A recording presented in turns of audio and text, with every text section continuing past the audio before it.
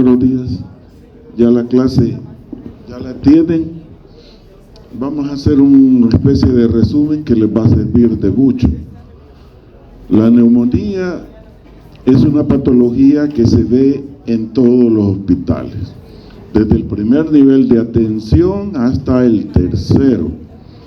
El problema es que cuando ya está en el tercer nivel, son los pacientes complicados. Es decir, presentaron en algunos de ellos, en algunas causales, infecciones víricas, pero que se convirtieron en bacterianas. Por lo tanto, las neumonías, hoy actualmente en el país, y ayer estaban dando una noticia el ministro de Salud, que el número de casos ha aumentado más que del año pasado.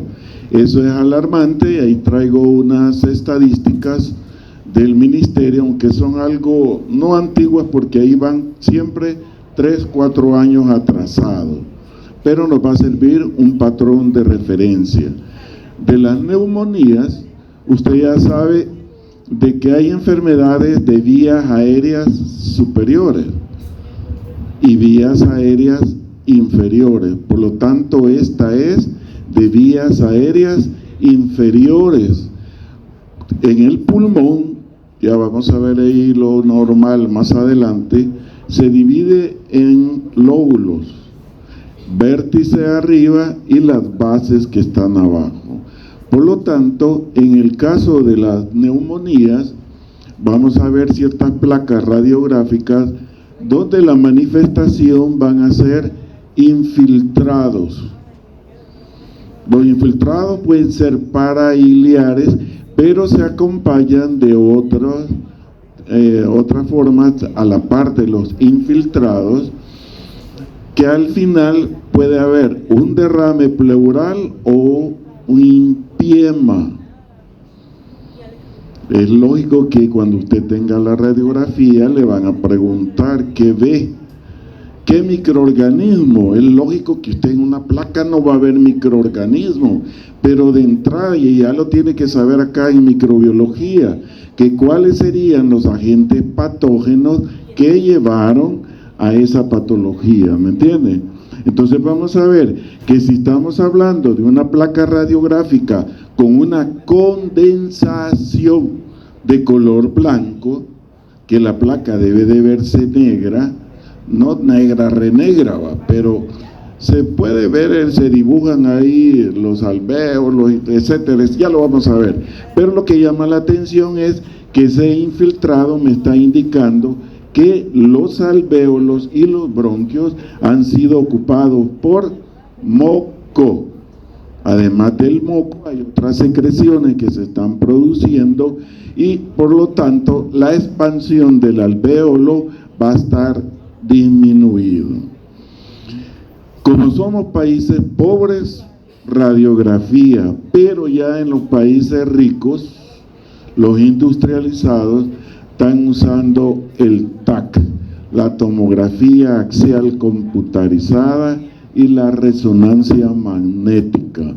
Eso da unos cortes precisos donde realmente debe de estar una lesión y ahí se pueden basar para todo lo que es el diagnóstico. Las complicaciones, como vamos a ver varias, la neumonía, la bronconeumonía, la bronquiolitis, la bronquitis aguda y la neumonía viral. Pero voy a tratar de hacer un resumen, aunque ya la tiene usted ahí, para que pueda ubicarse donde estamos. En la neumonía, los casos son de atención inmediata. ¿En qué grupo etario? En niños menores. La estadística es bien variable, de 5 años, pero de 3 años también es muy común. Y los de la tercera edad. Por eso que cuando usted va al hospital solo va a ver tercera edad encamado. En el caso de la neumonía, un resfriado o un catarro común se convierte en una bronconeumonía y el paciente murió. Todos los ancianitos mueren de neumonía. evitar llegar a eso hay que hacer la prevención, pero ya vamos a llegar a eso. Entonces vemos que tiene acá las vías aéreas superiores y las inferiores. Como neumonía, usted puede hacer el diagnóstico diferencial en el resto de patologías pulmonares. Pregunta de examen. De las bacterias, el Streptococcus pneumoniae y el Staphylococcus son los principales agentes involucrados en una neumonía. Por lo tanto, si ve usted una placa radiográfica y el paciente tiene una neumonía y el usual allá, dígame los agentes, le preguntan, ¿qué llevaron a este paciente?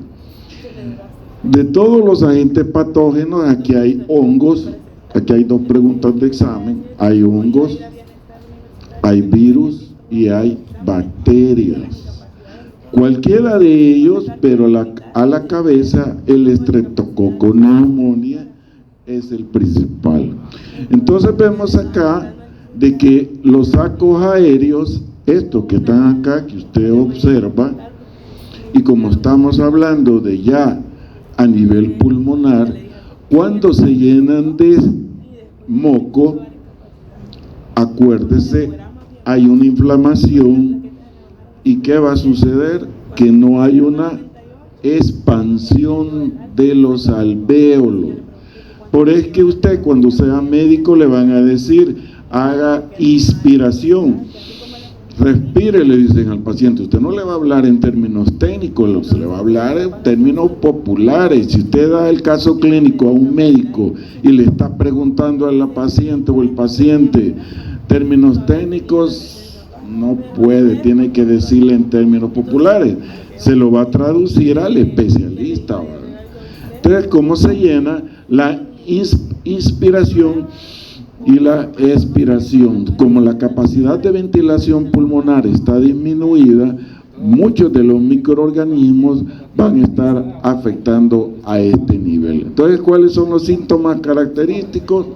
El proceso febril a la cabeza. No es una fiebre de 38, pero sí hay fiebre. Y la fiebre generalmente se acompaña de cefalea. Cefalea intensa, cefalea, ¿qué tipo de cefalea? Si es pulsátil, si está irradiada a occipucio, ¿cuántas veces al día tiene la cefalea? Y cuando escriba la historia clínica debe decir proceso febril cuantificado o no cuantificado. Además se acompañan de disnea, anorexia en la mayor parte de los niños y la tos, no como la que vimos, la tos chifladora del coqueluche. El niño presenta una anorexia baja y pérdida de peso, etcétera, etcétera, que lo vamos a retomar. Entonces vemos que en las primeras semanas, antes en la enfermedad, ya este paciente ya es no portador, sino transmisor de las enfermedades. Y en los asintomáticos, un día antes o una semana después, está expeliendo virus, es decir, está excretando virus. Por eso que en semiología, cuando hay gotas respiratorias, se conocen de dos tipos. ¿Cuáles conocen ustedes? Las gotitas de Fluch y las gotas de Wolf. Vemos acá de que en niños en cualquier momento puede estar presentando. Vea usted los tipos de neumonía según el agente: a la cabeza, la bacteriana, seguida de la vírica, la fúngica y por último la nosocomial, es decir, infecciones que se adquieren durante está encamado en el hospital. Llega por una enfermedad y va a salir por otra, ¿verdad? Y acá tiene tipos de neumonía. La neumonía, la más común de la comunidad. Ahí pueden haber virus, pueden haber bacterias, pueden haber hongos, pero la mayor parte de ellos es en comunidad, depende de las condiciones sanitarias y de las condiciones estructurales, socioeconómicas, de ahí va a proceder ese tipo de neumonía. También la que se adquiere en el hospital es una neumonía, es una infección nosocomial. Por eso que allá hay comité nosocomial en todos los hospitales, es obligatorio, tienen que publicar el listado en una pared cuáles son los microorganismos que están ahorita dentro de lo que es el hospital. Y ahí dice, visitantes no deben de haber niños. Usted no se sorprenda, pero como que es una caravana turística que va la madre, el padre, los abuelos, los niños, todos tíos a ver a los pacientes. Ahí solo se puede ingresar una persona encargada del paciente. De ahí no pueden haber niños. ¿Por qué razón? Porque puede tener una infección adquirida ahí, ¿verdad? La otra, en la atención médica, es raro. Sí puede llegar una consulta clínica privada, pero no es que pueda salir con una neumonía. Esta es importante, la aspirativa, neumonía aspirativa. Aspirativa quiere decir que alimentos y agua, los principales, se van a aspirar y van a ir a pulmón. Por lo tanto, cuando usted sea externo o interno, tiene que estar seguro dónde va a colocar la sonda nasogástrica, porque si la sonda nasogástrica va a pulmón, va a matar al paciente, le va a dar edema agudo de pulmón. Y la forma de saber que esa sonda nasogástrica está en estómago, tiene que poner el extremo de la sonda en una vasija, y si hay burbujas, ¿a dónde está? En pulmón, ¿verdad?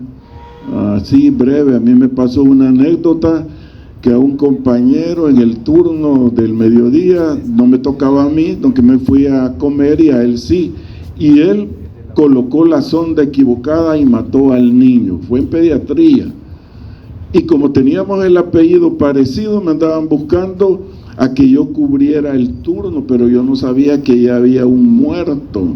Yo lo que hice fue que no sabía, me fui, pero no voy a aparecer aunque me busquen, ¿sí? Y andaba posturno todavía, no voy. ¿Qué sucede? Cuando regreso ya estaba el muerto ahí, ¿verdad? No digo el nombre de quién ni nada de eso, ¿para qué? Entonces vemos que los factores de riesgo, niños y adultos. Otros, los fumadores. Hay fumadores voluntarios e involuntarios, y los dos van a tener la misma riesgo de adquirir una neumonía o un cáncer pulmonar. Por lo tanto, el EPOC, que aparece, enfermedad pulmonar obstructiva crónica, es clásico de fumadores de 30 y 40 años.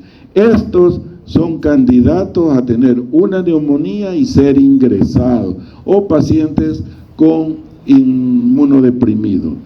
De las complicaciones, las más graves, les dije ya, el derrame pleural y el empiema. Pacientes van a estar encamados durante meses y meses. Y la otra, la bacteremia. ¿Qué es una bacteremia? Correcto, ¿verdad? Bacterias que están circulando en sangre. Y después de la bacteremia, ¿qué nos va a dar? Una septicemia. Vemos acá la situación epidemiológica en la semana 52. ¿Cómo se llama esa gráfica? Que tanto que creo que en comunitaria lo han de haber visto. Yo lo vi nomás en medicina preventiva y salud pública y hace muchos años. ¿Cómo se llama eso? Corredor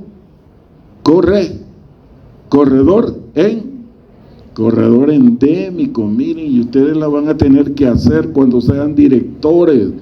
Y es fácil construirlo, el corredor endémico. En 5 años usted hace la cifra estadística de la unidad de salud de las 10 primeras causas de morbilidad y mortalidad por causa infecciosa. Entonces, ¿qué es lo que nos va a dar? Esta gráfica, miren, la zona de epidemia, la zona de alarma, la de seguridad y la de éxito. Yo recuerdo que cuando estaba en el cantón, allá en una montaña, cada rato llegaban los supervisores. Pero como ya me habían dicho los docentes, ¿verdad?, de salud, que sí tenía que hacer el corredor endémico. Antes de que vengan estos maestros, dije, voy a hacer 10 cartulinas con las 10 enfermedades. Entraron sin querer, ni sabían ni avisan, ¿verdad? Ven, me decían, ya tienes ahí el corredor. Sí, miren, cruz que no volvieron a llegar. Sí, en un año solo llegaron 3 veces, me dejaron tranquilo. Yo ya tenía tipificado todas las infecciones de cómo estaban controladas.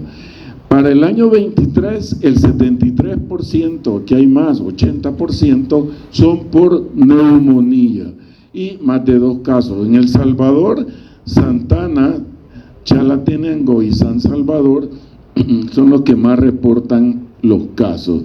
Vea usted acá, en San Salvador, por ser la zona urbana y la característica de ser urbana por el hacinamiento, son los mayor tipo de casos que se han reportado. Vea usted acá, por sexo, ¿verdad?, indeterminado, ocupa la 5ª causa de morbilidad. Si aquí en neumonía, ahí dice indeterminado, pero cuando ya son específicos los casos pueden andar entre los 300 y 400. Pregunta de salud pública: si arriba dice que la población es de 10,000 habitantes en un X lugar y acá dice 38, supongamos, de neumonía, ¿cuál es la interpretación? Que hay 38 casos por cada 10,000 habitantes, ¿verdad? Y la tasa es con S, no con Z, ¿verdad? Acá tenemos por sexo, ocupa el segundo lugar, acá indeterminado, porque no dice ahí si es masculino o femenino. Acá de 60 años o más es la segunda causa, y las bacterias más frecuentes son patógenas. Otras que dice ahí que no fueron detectadas es porque no utilizaron un laboratorio de confirmación. ¿Cómo va a ser el análisis de laboratorio? Por un leucograma, ¿verdad? Acuérdese, cuando se dice hemograma, hoy cuando usted lo vea en una discusión, hemograma completo va hematócrito o hemoglobina más leucocitos. Pero cuando ya es leucograma, solo leucocitos van a ver. ¿Qué es lo que observa usted? Leucocitos de 11,500 y la variabilidad. Ya les dijeron en la clase anterior, que por cierto, no es que me estén enjoyando, me gustó cuando él hizo la comparación entre lo que es la microbiología con la clínica, ¿verdad? Habló muy bien. Entonces ve usted allá 11,000, 10,000 y es de 5,000 a 10,000 lo normal, y si pasa de arriba de los 10,000 estamos hablando de una leucocitosis. Los leucocitos van acompañados con los neutrófilos, si aquellos están elevados, estos también, pero generalmente se comete el error que solo pedimos hemograma, pero habría que pedir lo que es no sé cómo está, pero me dijeron allá que no reportan los neutrófilos. Mire los linfocitos elevados, y este es muy importante, el PCR. Hay PCR anidada, hay de varias generaciones, y esta es la que más utilizan. ¿Cómo se va a interpretar? Si dice que encontraron por miligramo por decilitro 2,1 y lo normal es 1,3 a 3,9, tendríamos que ver ahí que está en el rango, por lo tanto es normal. Pero ahí pueden haber casos allá que pueden estar elevados. Acá tiene usted otra forma del recuento leucocitario que están elevados. ¿Cuáles serían los exámenes de gabinete? Pregunta de medicina 1, nadie sabía que era gabinete, sin mentirle. Todos sabíamos que habían exámenes de laboratorio, y los exámenes de gabinete son estos, son aparatos sofisticados donde se puede evaluar al paciente. La resonancia, la ecografía, la gamografía pulmonar, la de positrones, imagínense, y las rayos X que nosotros tenemos acá, que es la más común. Yo solamente conozco dos, la de rayos X y la del TAC, tomografía axial. ¿Qué hace la tomografía?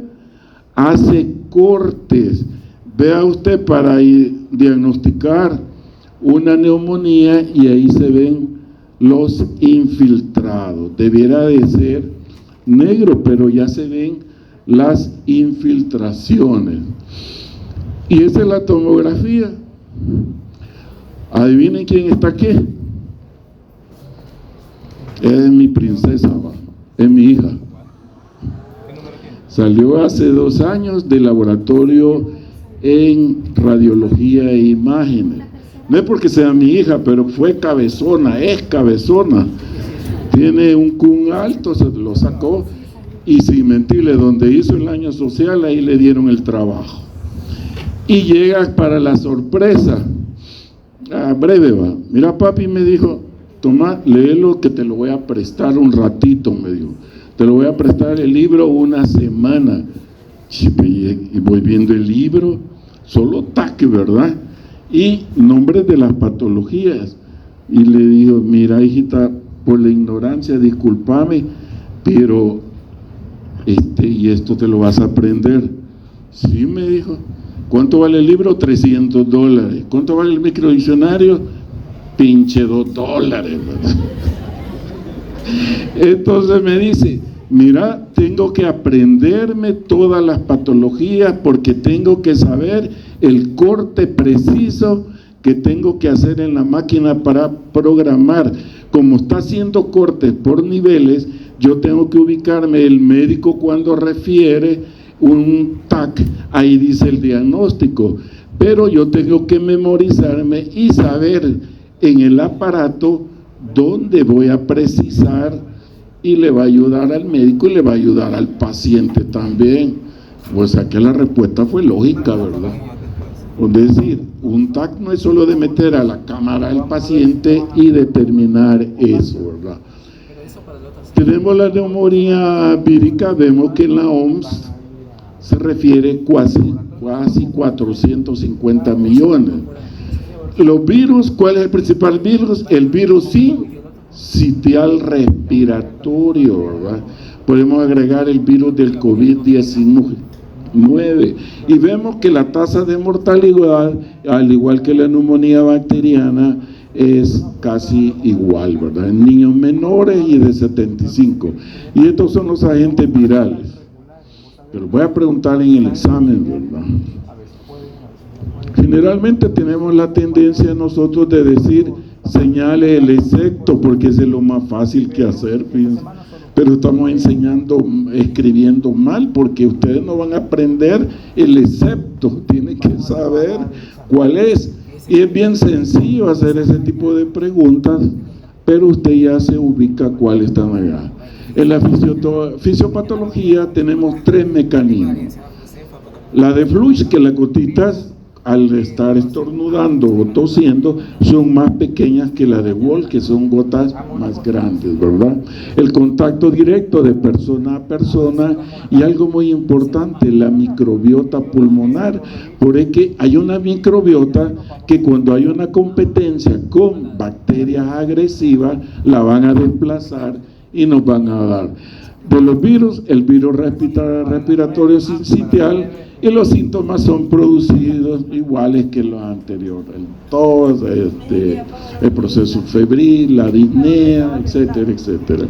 En el laboratorio viral, el PCR, pero la procalcitonina, si es menor a 0.25 nanogramos por mililitro, nos indica que es positiva la prueba y que ese paciente puede tener un problema viral de una neumonía.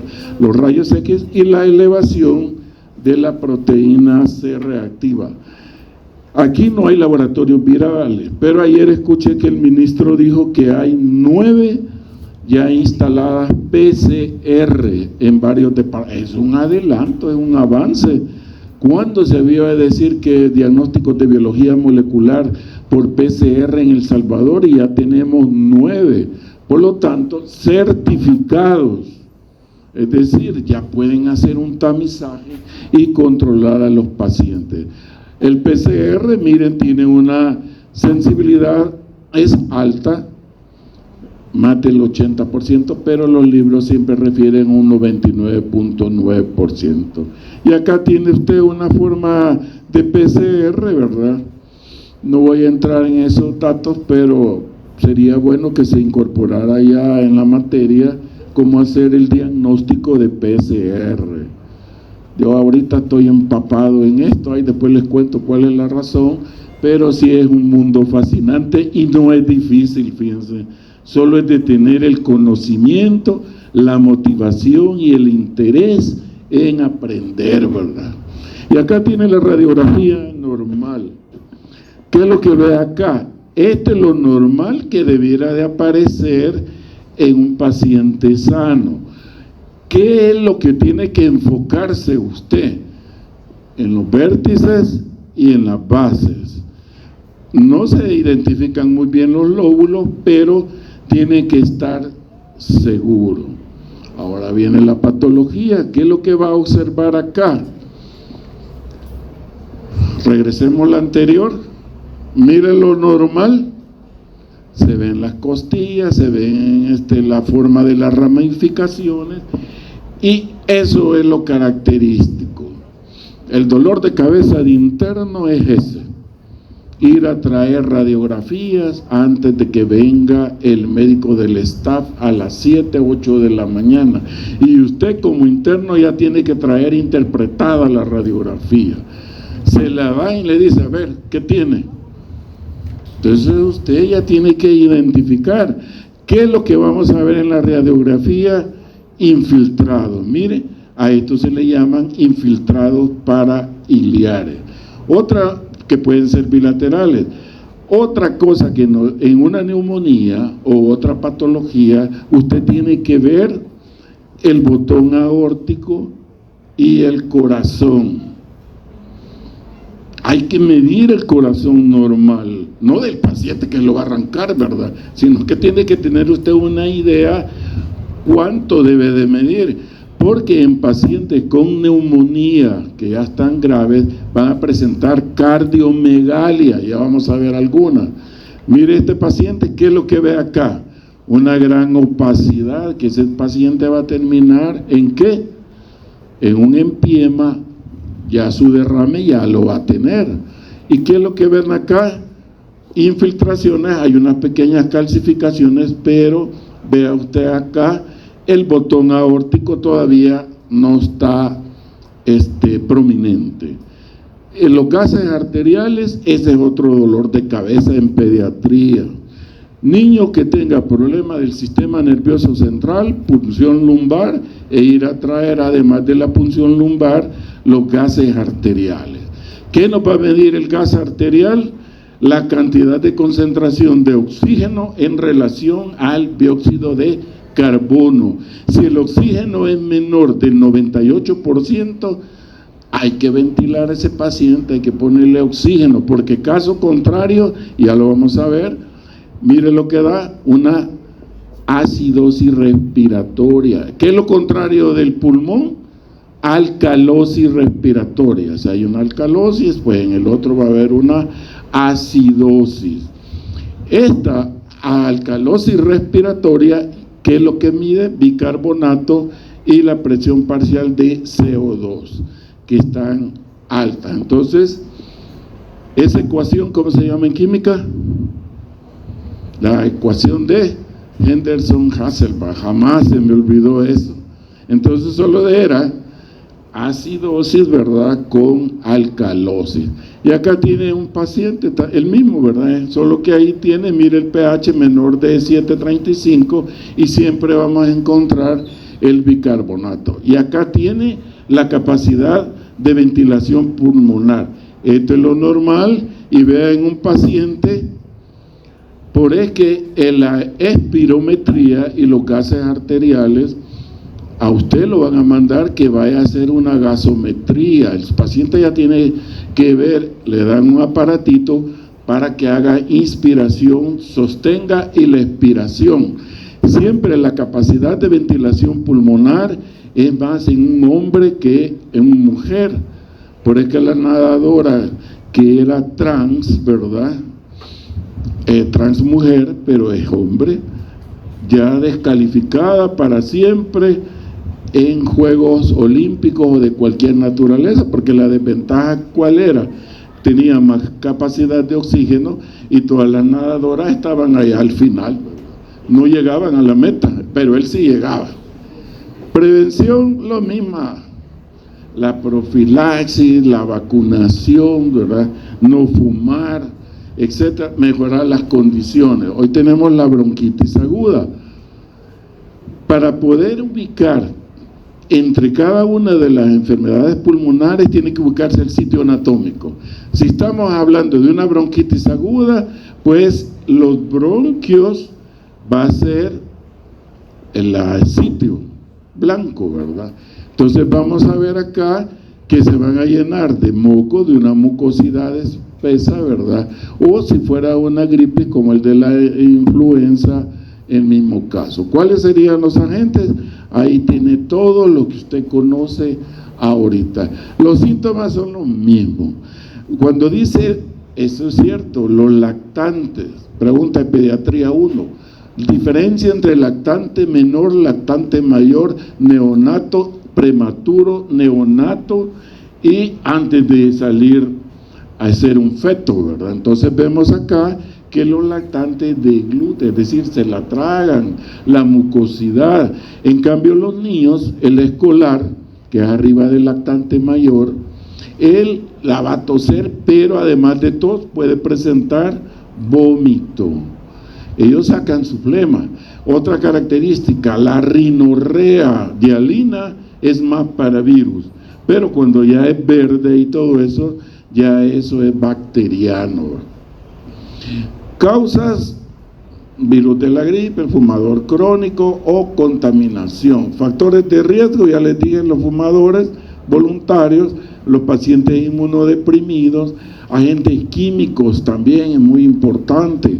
Hoy la lejía, que está en la concentración, no sé, pero hay una lejía que tiene una concentración alta que hasta marea, ¿verdad? Entonces, en el caso de eso, de la lejía, puede ser un irritante químico, sustancias químicas de baño, ¿verdad? A ver aquí los que son anegados, levante la mano los que hacen oficio en su casa. Hay hombres y mujeres, ¿verdad? Ahora solo hombres. Está bien, ¿verdad? Una vez en una clase yo dije que lavaba, cocinaba y planchaba, y ¿sabe qué dijeron ahí abajo? Ahí los de atrás, le falta el marido, dijeron. Yo no sé, hasta que me dijeron allá, miren lo que le dijeron, doctor, por andar diciendo lava, cocina y plancha, ¿va? Bueno, yo tengo mi hijo varón y él hace todo también, ¿verdad? Hoy es género equitativo, ¿verdad? Mitad y mitad. El reflujo gastroesofágico es importante, el ácido clorhídrico, ¿verdad? El estómago hace provocar la irritación y la tos. Estas son las complicaciones: la neumonía bacteriana en bronquitis aguda, el EPOC y las afecciones. En exámenes, la rutina es cultivo, es obligatorio, mandatorio. Tiene la muestra de secreción de esputo o de un moco, hay que llevarlo al laboratorio y determinar, y usted ya lo conoce, porque aquí tiene, digamos, la oportunidad de ver que no lo va a ver allá, lo que es un antibiograma. ¿Cómo hacerlo? No le estoy diciendo que va a ser experto, pero tenga una idea, ¿verdad? La sensibilidad, porque usted no va a trabajar de laboratorista, usted va a ir a interpretar los exámenes, la gasometría arterial y la radiografía. ¿Qué es lo que les dije que había acá? Vea el corazón, está aumentado, es decir, hay una cardiomegalia. ¿Qué ventrículo está aumentado? Ventrículo izquierdo, por lo tanto hay una elongación del ventrículo. ¿Y qué es lo que está ahí arriba, que está engrosado y aumentado? El botón aórtico. Esos dos parámetros son bastante suficientes para indicar que ese paciente está gravemente comprometido y puede ser por una neumonía, ¿verdad? Vea usted acá, hay ciertos infiltrados, ¿verdad? Hay un pequeño derrame que está allá, que usted lo va a poder observar y le pregunta, ¿dónde está el derrame? Usted tiene que saber si está bilateral o unilateral, si es izquierdo o es derecho. Generalmente en medicina es obligatorio hacer historia clínica, que se divide en dos: anamnesis, que es la primera parte, consulta por presente enfermedad, antecedentes personales, y lo que dice la presente enfermedad tiene que estar en el examen físico, porque si no, y el médico ahí para calificar la historia clínica tiene que comparar. Si me está hablando que hay un problema de una tos a nivel pulmonar, pero va al examen físico en pulmón y no encuentra nada, pulmones ausentes le pone, que está diciendo que no existen los pulmones, ¿verdad? Ahí tiene que agregar aspectos positivos y negativos en relación a la patología, y eso ¿quién nos va a dar? El diagnóstico diferencial, ¿verdad? ¿Qué es lo que vamos a ver? Los 4 parámetros: inspección, palpación, percusión y auscultación.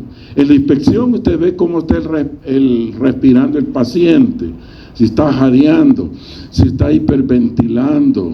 Entonces aquí usted lo va a describir. Los signos vitales, eso es mandatorio. Usted va a estar en la puerta de emergencia, va a llegar un paciente y usted tiene que saber si es una N.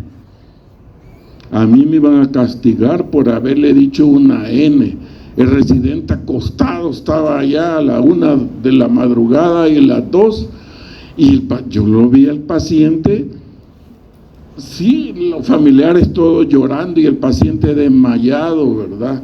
Pero había lo que me llamaba la atención, toda la gente con una toalla, el muchacho, ¿verdad? Bueno, los signos vitales no están tan mal, ¿verdad? ¿Cuál sería? La frecuencia cardíaca, la frecuencia respiratoria, el pulso, ¿verdad? Entonces yo lo voy a llamar porque va a ser que me muera. Lo mando a llamar y me dice, mira, me dijo, ya sabes qué es la N, me dijo. No, le dije, vení para acá, me dijo, te voy a castigar, pero mejor no te castigo todavía, me dijo. ¿Por qué, doctor? Le dije yo, esa N es una neurosis, me dijo. Ese te está dando paja, ese no tiene nada, me dijo. Cuando veas los signos vitales normales, ese te está enganchando, me dijo.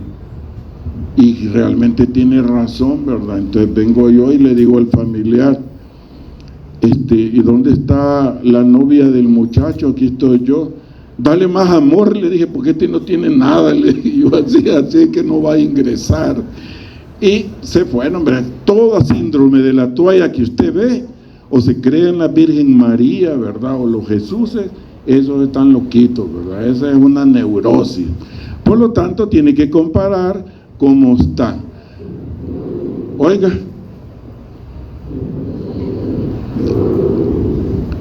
el paciente, roncus,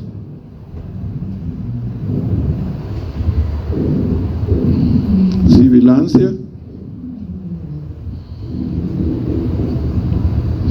una crepitación que se divide en dos: subcrepitante y crepitante. El estridor, se lo voy a mandar al grupo los audios. Quiero que me prometa que lo va a escuchar 500 veces, va, toda la noche, va, 5 noches seguidas. Grábelo. Yo daba semiología clandestina acá y daba lo normal. Daba lo que es la fisiología, la patología, la anatomía, todo integrado, ¿va?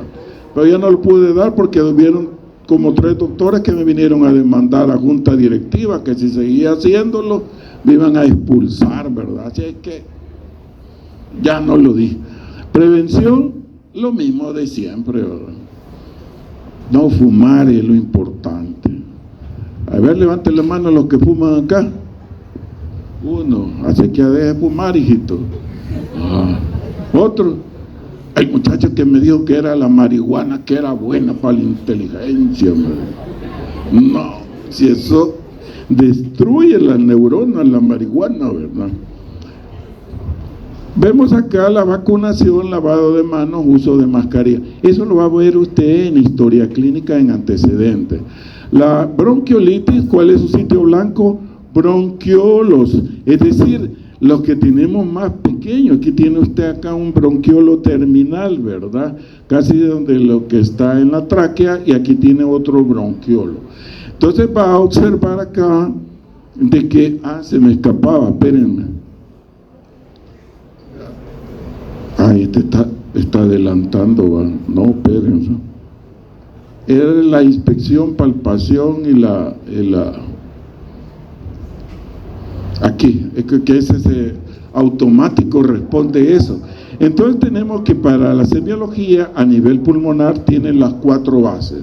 La inspección, ver cómo está, y usted va a ver en niños cómo está la retracción costal, si está fija o no se mueve. La palpación, el frémito vocal, las vibraciones si están aumentadas. En la palpación son de 2, la palpación superficial y la palpación profunda. En niños usted solo coloca la palma de mano y encuentra un ruido, un murmullo vesicular, eso es positivo. Y al final regresó otra vez, está embrujado usted. Bueno, la auscultación va a ser todos los sonidos, ¿verdad? La tos chifladora, ¿de qué patología es frecuente? Correcto, ¿verdad? Entonces usted va a ir clasificando, le queda de deber en cada ruido pulmonar cuál es su patología. El síndrome coqueluchoide, ya vio la frecuencia respiratoria, que el niño no puede comer por toser y toser. En cambio en esto sí puede comer, pero el niño generalmente presenta anorexia. Y vemos que entre las sibilancias, las crepitaciones y los roncus son bien característicos. Entonces tiene aquí los agentes más frecuentes. Vemos acá los virus, el sincitial respiratorio. Creo que hay una clase de esto, no sé, ¿verdad? Ve acá, en el caso de los niños, en la bronquiolitis aguda. Generalmente se parece la sintomatología a una neumonía. Y aquí ve por el orden cuáles son. Aquí tenemos el virus de la influenza, que son 2 tipos, que esta es otra clase aparte, y los síntomas que son igual a todo, ¿verdad? Ya les dije en las clases anteriores que no me voy a confundir fiebre con catarro, y esa es pregunta de medicina 2, ya tienen que saber las diferencias. Ve usted allá lo mismo, ¿verdad? Y lo más grave es la cianosis. Todo niño que usted vea azulito y tenga una cianosis, alerta. Si ese niño no está intubado o no tiene la ventilación mecánica adecuada, se le va a morir en sus manos y en el turno.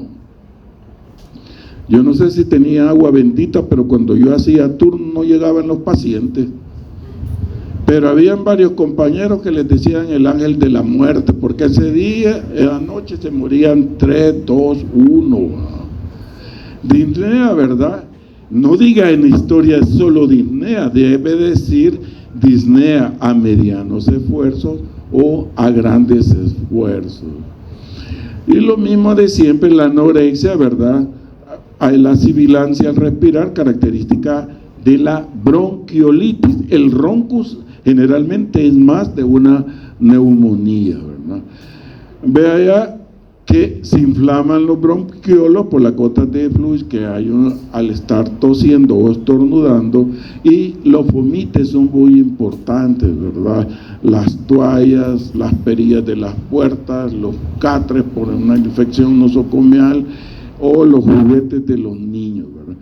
Mire ahí alguien que está tosiendo, perdón. Mire, el halo de expulsión casi es todo, ¿verdad? Hoy como tenemos 2 ventiladores ahí, ¿verdad? Hoy ya perdí la vergüenza. Cuando yo vengo temprano y yo veo que el ventilador está lleno, ¿verdad? Porque el viejito ya no puede caminar, yo ahí me pongo adentro. No se preocupen que aquí va un médico, ya vamos 9 adentro, ¿verdad?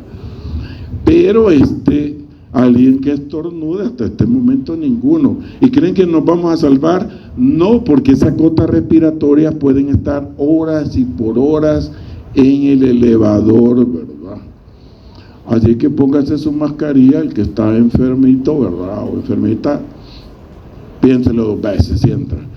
Contagio de persona a persona, ya vimos allá los contactos directos o indirectos, que en epidemiología se llama modo de transmisión, ¿verdad? No medio, modo de transmisión. Y los factores de riesgo, hacinamiento en las guarderías, ¿verdad? Otra, la lactancia artificial. ¿Cuánto se aconseja que debe de darle pecho una madre a su bebé? 6 meses, pero cuando es artificial, ¿qué es lo que va a ocasionar? Que antes de los 6 meses, ese niño teletón, ¿en qué lo va a convertir?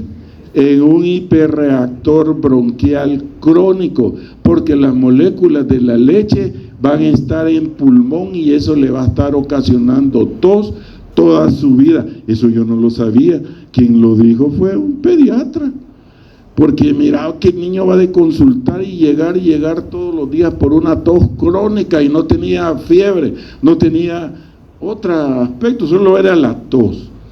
Y el pediatra nos dijo al grupito de 2 o 3 que estábamos en aquella época: no, este es un hiperreactor bronquial. Y jamás se me olvidó, ¿verdad? Entonces tiene ahí mala vivienda. Hoy las viviendas que solo son de 2 dormitorios ya las venden en un camarote incorporado, ¿verdad? Que pueden haber hasta 3 o 4, hasta el techo. Ya no son las viviendas amplias, ¿verdad? Hoy son de menos de 100 metros cuadrados. La ventilación. Principales factores de riesgo: menor de 6 meses. Estamos hablando de la bronquiolitis, niños prematuros, y acá el sexo masculino es el más frecuente. En la tosferina, ¿cuál era el más frecuente? Femenino, ¿verdad? Y el nivel socioeconómico bajo. Y aquí los mismos factores de riesgo, todos. Esto nunca se aparta de todos los tipos de neumonía que usted ya se los dije ya anteriormente. Complicaciones, ingreso hospitalario. Es lo primero.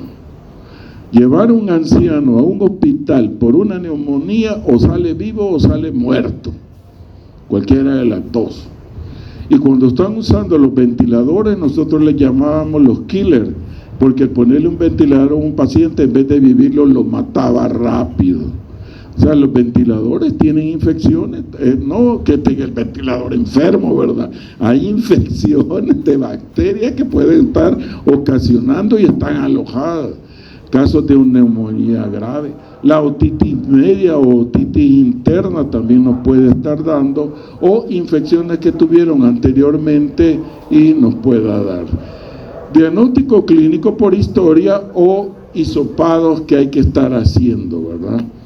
Vemos acá que las pruebas de detección rápida, las inmunoenzimáticas, de relación antígeno-anticuerpo, ya vimos algunas, y eso es lo interesante de los laboratorios de micro, que están viendo ustedes pruebas inmunológicas. Eso no lo va a ver allá, pero aquí tiene la oportunidad de ver que es una prueba, no que lo haga usted, porque si no va preso, ¿verdad? Por la Junta de Vigilancia. Radiografía, gases arteriales, y vemos, vea usted qué es lo que ve acá. Infiltraciones nodulares que parecen nódulos. Hay uno que me gustaba en la radiografía que decía la de moneda, y se miraba una moneda tan característica del mismo tamaño de las monedas que nosotros andamos en los bolsillos. Y la lesión, esta tiene un nódulo grande, ¿verdad? Y aquí usted ve las atelectasias.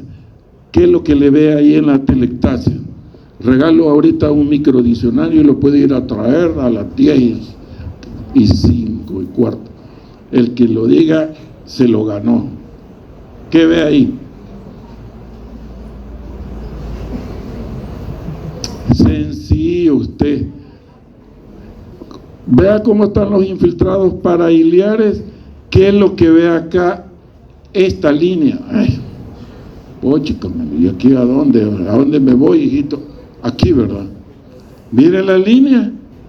Eso es una atelectasia. La atelectasia, su nombre lo dice, que el alvéolo ya no se distendió, que no, que se pudo haber roto, se rompió. Entonces forma estas líneas. Por lo tanto, esa es una atelectasia. Ya ven qué sencillo es. Mire, el que tiene conocimiento domina y maneja, pero hay conocimiento no para destrucción, sino para construir, ¿verdad? Prevención es la misma paja de siempre, ¿verdad?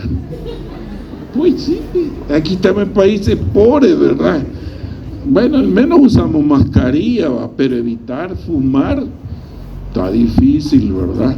Le regalo 100 hijitos si deja de fumar, pero va a someterse a una espirometría, ¿verdad? El lavado, cubrirse, ¿verdad? Los cubiertos, eso es bien importante. Llega usted a su casa de amigo o amiga, que le den la taza, ¿verdad? La taza del marido o la taza de la señora, ¿va? Porque si le dan una taza desconocida, tenemos que ver ahí que ahí es donde precisamente se pasan todas. Le dan una taza sucia que ni la ha lavado, llena de cucas durante 15 o 20 días, ¿verdad? Pero está guardadita y ahí le dan, ¿verdad? Mire el niño riéndose, ¿verdad? ¿Creen que se está riendo de verdad o está haciendo la paja? Ahí está en una nebulización, ¿verdad? Un niño de esa característica, usted no lo va a ver. Todos los niños que he visto nebulizados, todos están tristes, llorones y enojados, ¿verdad? Hay que cubrirse, ¿verdad? La boca y la nebulización. En una bronquioneumonía aguda, vamos a terminar. Mire, es la forma más grave de todas. Antes estábamos en una neumonía, ¿verdad? Pero acá ya toma en cuenta bronquiolos, toma casi todo lo que es. Y generalmente las bronconeumonías son bilaterales y la tasa de mortalidad es alta. Mire los agentes, los más frecuentes, los que mencionamos. Los síntomas son lo mismo, ¿verdad? De todo lo que se presentaba. En niños, aquí hay algunas, es la irritabilidad, eso se llama la tensión, o que no quiere comer, y la madre por eso lo lleva, porque está muy llorón. La disnea es frecuentemente en niños cuando ya tiene todas las secreciones invadidas, y la tos, por supuesto, aunque lo va a ver tosiendo, se lo vuelvo a repetir, un síntoma o signo evidente, no vaya a cometer la burrada de decirle enfrente del médico, profesor de allá, y tiene tos y tiene diarrea. Se pregunta desde cuándo es la tos, ya no le va a estar preguntando al encargado. Eso no lo van a cometer, ¿verdad? Que lo vea usted. Por eso se llama, los signos hay de dos tipos, hay signo y síntoma. El signo es objetivo, lo que usted ve, y el síntoma es lo que el paciente siente, pero usted no lo puede ver, ¿verdad? Causas, estas son las bacterias principales, ahí se agrega la Klebsiella, mire, hasta la Escherichia coli, la Pseudomonas pueden haber. Factores, lo mismo, la edad, las afecciones, aquí hay patologías crónico-degenerativas, están acompañadas, los pacientes con cáncer, los pacientes con HIV, se acompañan de problemas pulmonares generalmente, ¿verdad? La patogenia, lo clásico, la hipoxemia para evitar, usted ya sabe que ya lo vio en una materia anterior, el intercambio de CO2 por O2, ¿dónde se da? En pulmón, ¿verdad? En los alvéolos. Ahí se hace el intercambio en las células que aparecen ahí, ¿verdad? Porque las plantas en las hojas hacen el intercambio. Ellas absorben el CO2 y dan el O2, ¿verdad? Elon Musk, ¿ya sabe quién es Elon Musk? Ustedes. Un maestrito que dicen que está loquito, pero ya se casó con una android hembra, bien que igualita, hoy hasta android masculinos hay, ¿verdad? Ya están adultos ustedes, Pero ¿para qué va a querer una señora un Android de un pene de 30 centímetros? La va a matar, la va a partir, no se puede. Pero ese hombre ya está colonizando Marte, quiere hacer ya, ¿verdad? Y es posible llegue. Si yo logra cambiar la atmósfera, va a inyectar CO2 primero y después O2. ¿Y dónde se encuentra la más cantidad de CO2? En la heces, en las heces de animales y humanos, ¿verdad? Ahí hay metano y hay CO2 abundante. Yo no sé si va a ir a tirar caca allá a Marte, no sé, pero tiene que ser primero con las plantas, ¿verdad? Pruebas de laboratorio, las mismas. Esta de las mejor, que las últimas, la broncoscopía, ¿verdad? Y hoy ya venden digital oxímetros. Usted llega al Rosales, consejo sano, y a mí me salvó. Cuando usted en puerta de emergencia, en aquella época no habían oxímetros así ambulatorios, ¿verdad? Siempre tenga el Conburtest, la tirita aquella que usted aquí se le va a enseñar cómo se maneja en la orina, ¿verdad? Y siempre tenga a la mano cómo medir las ventilaciones pulmonares. Eso le va a servir de mucho, y otras cosas, accesorios que no los da el hospital, pero a ustedes le van a servir. Y acá tiene, mire, siempre la opacidad en los infiltrados que son bilaterales. ¿Cuál es la complicación de una broncomonía? Mire, 4, la insuficiencia renal. Paciente con neumonía, como no hay oxígeno, las otras células se van a quedar sin oxígeno, y el primer órgano dañado es el segundo, el riñón. Primero fue el pulmón. Una vez estos problemas del sistema nervioso central también nos puede dar, y así sucesivamente, pero lo importante es que van a la muerte. Toda pulmonía nos lleva a una insuficiencia respiratoria. ¿Cómo prevenir? Lo mismo, vacunarse, no fumar y evitar la exposición. Vea que en pacientes de más de 60 años, la segunda causa de morbilidad, ¿verdad? ¿Qué es lo que dice acá? 460, pero ya le dije cómo se interpreta eso de acuerdo al número de la población que hay ahí en la unidad. Sexta causa en neonatos, de masculino, como sexta causa, menores de 1 año, tercera causa, menores de 5 años, tercera causa. Por lo tanto, ahí van todos, ¿verdad? Ya ven que sencilla está la clase. Nos vemos en la otra. Gracias.